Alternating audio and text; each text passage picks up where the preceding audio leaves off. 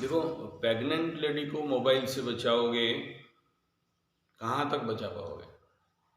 Be practical on this field.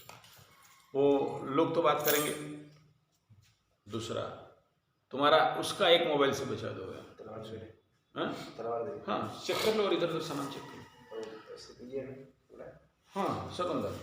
हाँ हाँ, तो मोबाइल, उसका मोबाइल को आप कह सकते हो कि आप ज़्यादा स्क्रीन टाइम मत दो, आप ज़्यादा मोबाइल नहीं देखो, यहाँ तक कह सकते हो।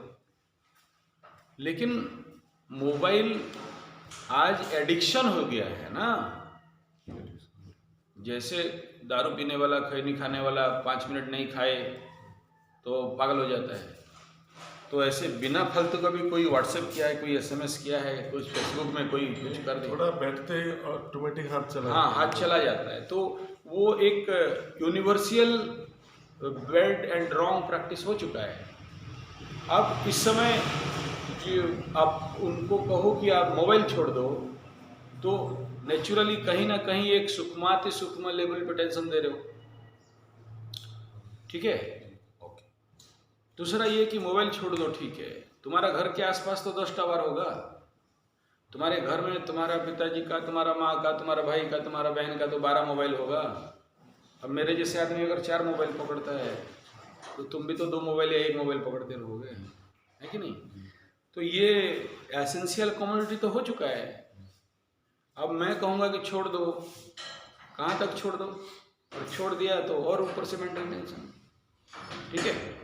मोबाइल एक टाइम आएगा व्यक्ति, अब मेरे पास जितना और वीडियो सब्जेक्ट बनाना है बना लेंगे, उसके बाद हम भी सब छोड़ देंगे। हम छोड़ भी दिए थे बीच में 2 साल के लिए कंप्लीट स्विच ऑफ। कोई कांटेक्ट करे तो सारे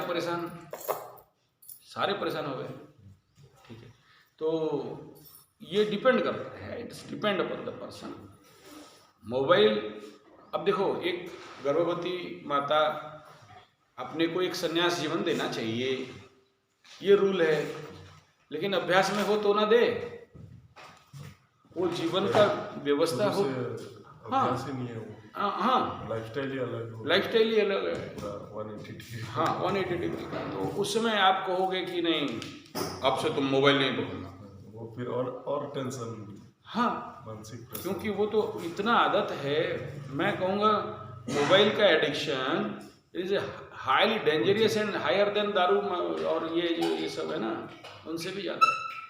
जो मैं तो घर में देखा हूँ, वो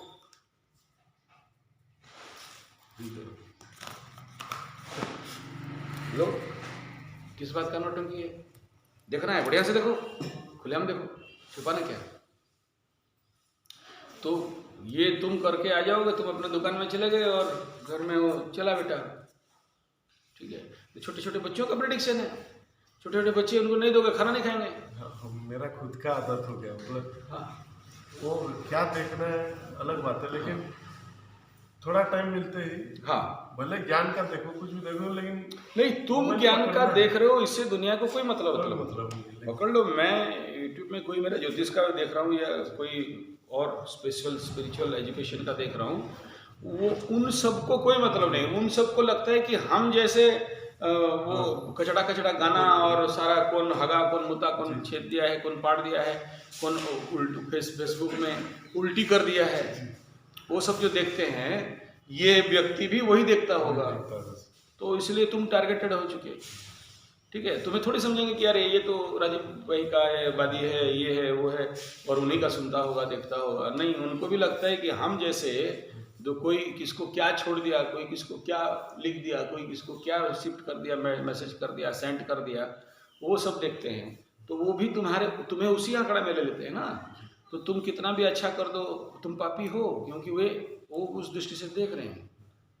समझ में आ रहा है? एक बार तुम बदनाम तो जिंदगी भर कलंकित हो ही।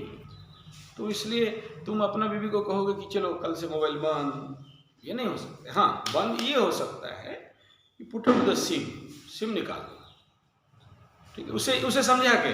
क्योंकि खतरा कहाँ है मोबाइल का, कि जब उसमें सिम रहता है, वो जो लाइट होता है, वो जो टावर को खींच रहा है, तो उसमें वो रेडिएशन देना चालू करता है, ठीक है। उसके लिए वो खतरा है, उससे ज़्यादा और इम्पोर्टेंट। वैसे ही मोबाइल अगर उसमें वो नहीं है, टावर सिम नहीं है, नेट नहीं है, फिर मोबाइल क्या है, छोटा मोटा एक टीवी। हालांकि हर चीज़ तो रेडिएट करता है, खराब तो है, क्योंकि मोबाइल भी तो कोई अच्छी चीज़ से नहीं बना है ना। उतना ज़्यादा नहीं होगा, कम होगा।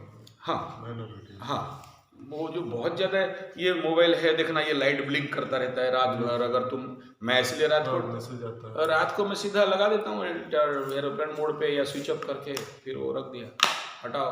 रात को और क्या कर सकते हैं। अब रात में कोई अगर दूर से मुझे फ़ोन करे तो यहाँ से तो नहीं जा सकता ना, मेरे पास तो ड्रोन प्लेन नहीं है। जब ड्रोन प्लेन आ जाएगा, क्या हुआ, फिर उड़ा ऊपर जाके उसके पास काम करके फिर लैंड किया मेरे घर में। मेरा ये जहाँ पर मेरा ड्रोन लैंड करने वाला होगा, उसके लिए बना रहूँगा। अभी तक तो आया नहीं ड्रोन बाइक, ड्रोन कार। जब ड्रोन बाइक, ड्रोन कार आ जाएगा, फिर रात को मोबाइल ऑन करो, काम करो।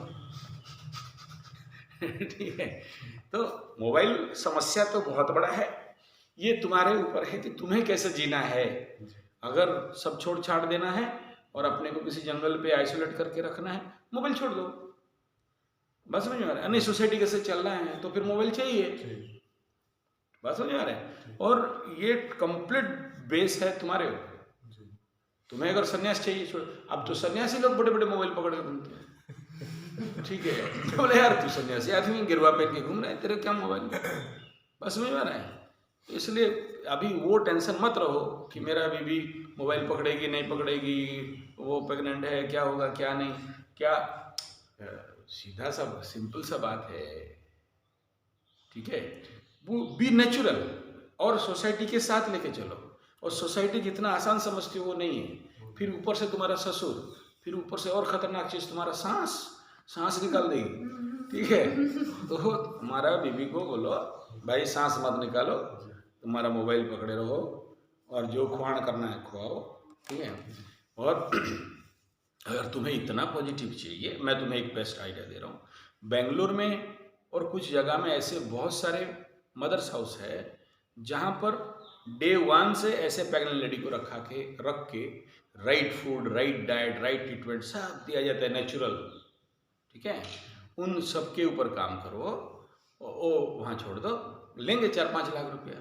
फिर वो मोबाइल टावर जो उसमें नहीं है, no mobile radiation, no mobile, landline आज भी वहाँ लगा हुआ है। घर को ही वैसा बना। हाँ, वो बना सकते हैं। या फिर उड़ीसा में हम लोग अगर यूनिटाइज्ड हैं तो उड़ीसा में भी ऐसे बना सकते हैं कि अच्छे संतान जन्म देंगे।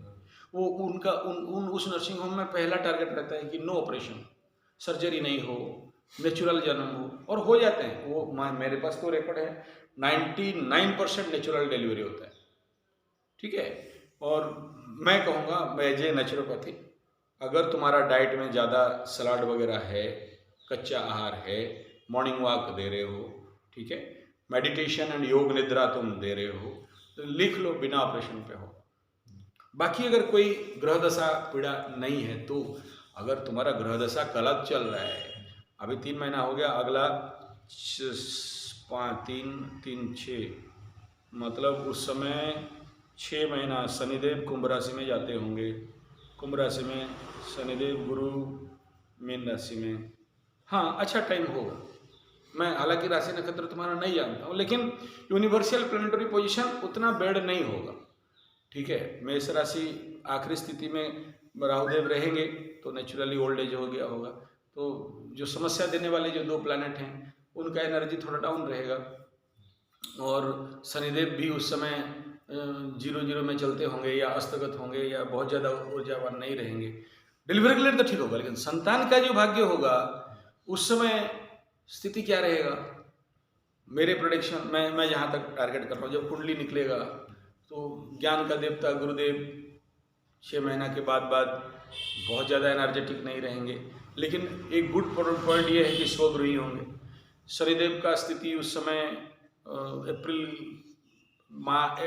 अप्रैल मार्च से वो वृद्ध प्राय हो गए या मृत प्राय हो गए होंगे। तो जब शनिदेव का एनर्जी डाउन होता है वर्ल्ड में, तो ऐसे व्यक्ति जीवन पे, नौकरी के क्षेत्र में हो या सैटर्नल एनर्जी के अंदर जो भी हमारे क्राइटेरियाज होते हैं जीवन का, वो सब कम घट जाते हैं। पॉजिटिव ये होता है कि शनिदेव 0-0 हैं, अस्तगत हैं, तो दुखेश अगर शक्तिहीन है तो फिर दुख कौन देगा। ठीक है, तो ये एक पास पार्ट है। और उस समय ग्रह चलन पे सबसे इम्पोर्टेंट पार्ट अप्रैल में बाकी जो प्लानिटरी पोजीशन वो उतना ज़्यादा नेगेटिव नहीं रहेगा, ऐसा मेरे को जितना दिख रहा है। बाकी जो मेन प्लैनेट है राहु केतु और सूर्य शनिदेव और गुरुदेव, ये तो मेन बेस हैं। तो ये प्लानिटरी पोजीशन बता दिया है। हेल्थ एस्पेक्ट में अप्रैल का जो 6 महीने का बात कर रहे हो, it's also not bad not good. बहुत ज़्यादा धूप नहीं रहेगा, बहुत ज़्यादा नहीं रहेगा, तो ले दे के तो सब ठीक ठाक है, अच्छा है। क्लोज।